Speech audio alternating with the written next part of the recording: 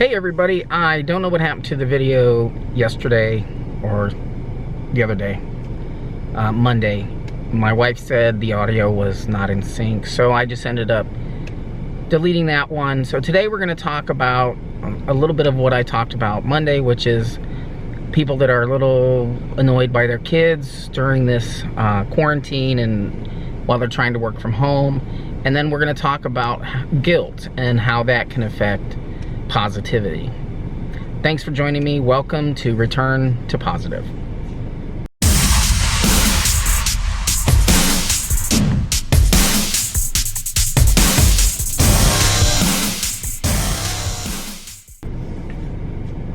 Hey everybody, I'm trying to change the view a little bit today. I came over to Tanger Outlets here in Myrtle Beach and tried to give you a little better view than my neighbor's house.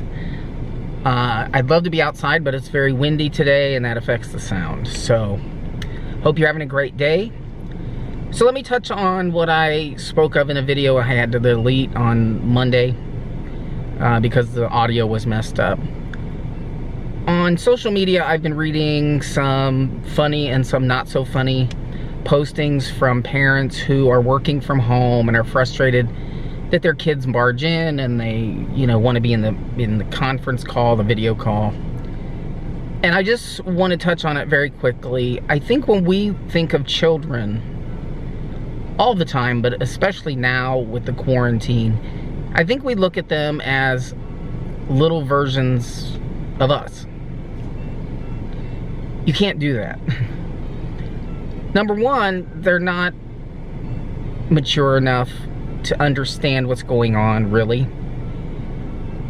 And number two, they just are affected more sometimes than we are by this quarantine.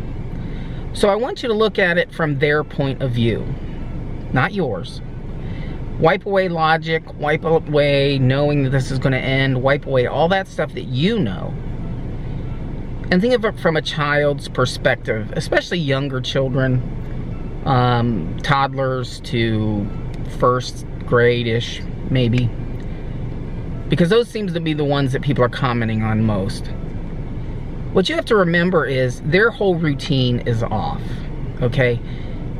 Not just the fact that you're home all the time and that you are working from home. Their whole routine is off. I mean, whereas you might have gotten up at this time and then you had your breakfast and then you got ready for school or your preschool or play date or whatever it was. That's gone for them. Most of us have had our routines changed. So I want you to remember that it's affecting them in ways we may not know yet. So now that they can't go play with their neighbors or their play dates or their school mates, and you're trying to work with them at home, one of you, or you if you're a single parent, their routine is still off. So they want to be around you. Now that you're there and you've explained maybe that there's this germ and that's why you can't go outside. Well, they don't understand that, number one, probably, really. So you really have to realize that they're dealing with something that they're scared of and relying on you for their strength. So when your child wants to be involved with you at work, I don't think there are any bosses out there that would be upset if you just let your kid pop the head into a Zoom meeting and say hello. Because you have to understand, they don't get it. Why are you at home? Okay, you're working. You've showed them, well, this is where daddy or mommy is working. You have to be quiet. But that's hard for a kid when they can't get rid of their normal energy. And they've been cut off from their affection from playmates. And kids are very tactile, so that can affect them, I think, a little more than you or I. So I just want you to be a little more cautious in your responses to your children. Maybe, don't be short with them.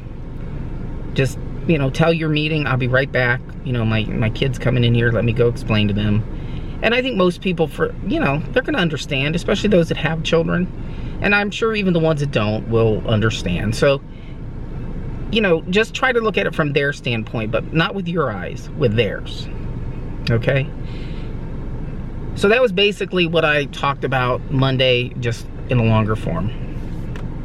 So today I want to talk about guilt and positivity. I am all for projecting positive energy, positive thoughts, positive everything.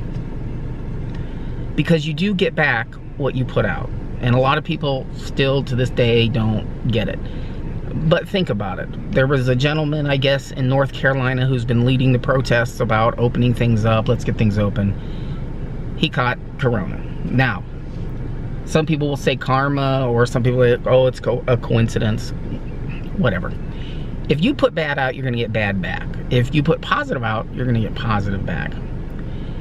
There are many ways to protest, but protesting out in groups of people without your mask, without gloves, is ridiculous. There was also a story of a rather controversial minister who would go around and was in New Orleans and didn't wear any protective clothing and said, God is going to heal me. God is my healer. He's going to keep me healthy. He has since passed from corona. Faith is a wonderful thing. But I'm sure we all know the story of the man who, rains were coming, the flood was coming, and he heard the warnings on the radio. Then as the flood waters rose and he was on the roof of his house, there was the Coast Guard boats. Come on, get off before it's too late. No, God's got me. And then the helicopter came, tried to rescue him off his roof. No, God's going to protect me. God's my protector. And of course the man perishes in the floods and gets to heaven, and God says, and he asks God, why didn't you save me? And God says, I sent the warning, I sent the Coast Guard, I sent the helicopter, and here you are because you ignored everything I sent you. So to me, that's what these people are doing. They're ignoring what God is sending. God is sending scientists to tell us, look, this is what you need to do. And you can go relatively cautiously about your normal life to some degree. But you have to social distance. But you can still get out. You can still go to the grocery store. Everybody needs food. You can go to the gas station and get gas. You can go outside in your yard. In some places, parks have reopened. And I understand everybody's hurting. Everybody wants to get back to work. But you can protest in adult ways. You can send letters. You can start petitions. Get on the news and explain it rationally instead of looking like an idiot. Because to me, God is sending all of these things to you saying this is how you're going to be protected from this. If you just listen. Right? So this is where people get it wrong about guilt and other things. Because here you are, you have the choice between putting out positive energy and negative energy. All of us are negative at some point, and I think I've explained in other videos, it's okay to get mad at the guy who just cut you off and almost hit you. Okay? Flip him off, yell at him in your own head or out loud, then bless him and tell God to protect him and everyone else from him or her. Because we're human. I'm not a drone. I can't just be like, oh, that's okay, what a great guy. That's not me. But being negative and applying guilt or feeling guilt affects what you're trying to do. While negative energy is weaker than positive, it can still affect your life and bring things to you. If you are a successful person, or you are someone that is fortunate enough to still have a job, not necessarily in healthcare, but you're still doing your job, you're still making a good living, you have nothing to feel guilty about in this time. The same with other essential workers. My wife is a restaurant general manager. She goes to work because they're considered essential. There are a lot of people that want to get back to work. Hairstylists, tattoo artists, all those people, barbers, nail salons. It's coming for them, but right now most states are saying no. But if you're working, you have nothing to feel guilty about. okay? Because that can bring things to you you don't want. The same with trying to play guilt on someone, to put guilt on to another person. You're going to bring that energy right back to you. The easiest way to tell people about how the law of attraction and positive energy works is very simple.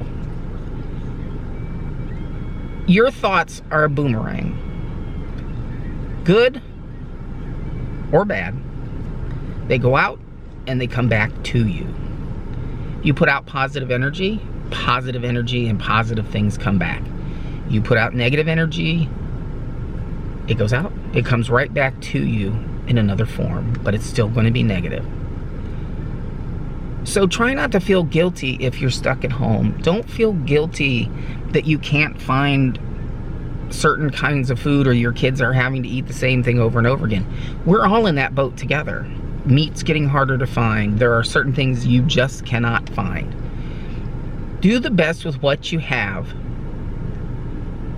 Take advantage of every single program there is out there, whether it's food banks or whether it is the government programs that they're bringing into effect for unemployment and the Paycheck Replacement Act and all that other stuff. Take advantage of it. It's going to be frustrating. It's going to feel like you're not going to get in.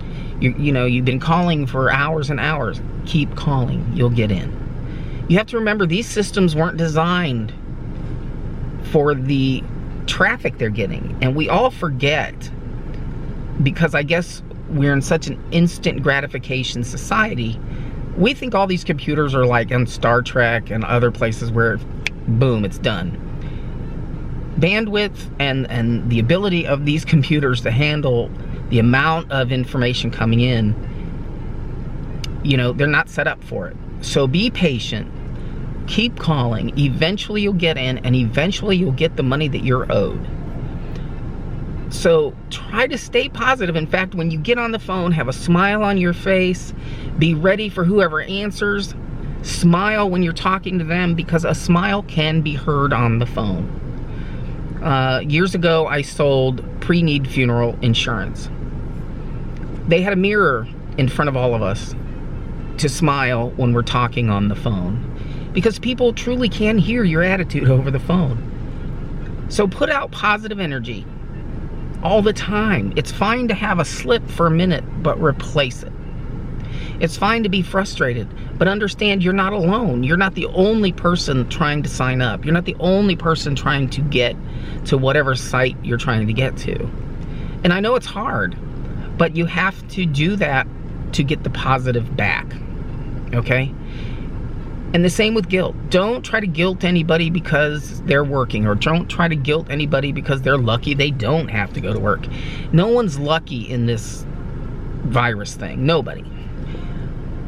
But in general, don't use guilt against somebody, and don't feel guilty about what you have, how fortunate you are, that you're healthy if someone is sick, that a virus went through. If, let's say, your family all got infected and got sick, but you didn't. Don't feel guilty. You have nothing to feel guilty about, that your body fought it off.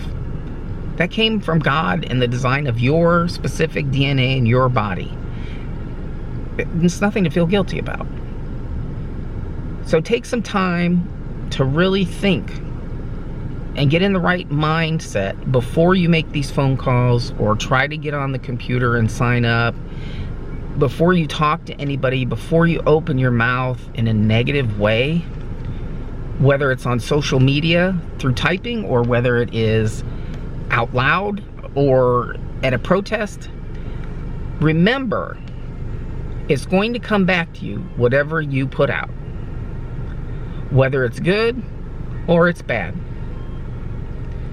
Have a great day, everybody. Stay positive, please. I know it's hard. I'll show you a little more of the water back there, since I'm sure it's prettier than I am. And I will see you next time here on Return to Positive. Have a blessed day.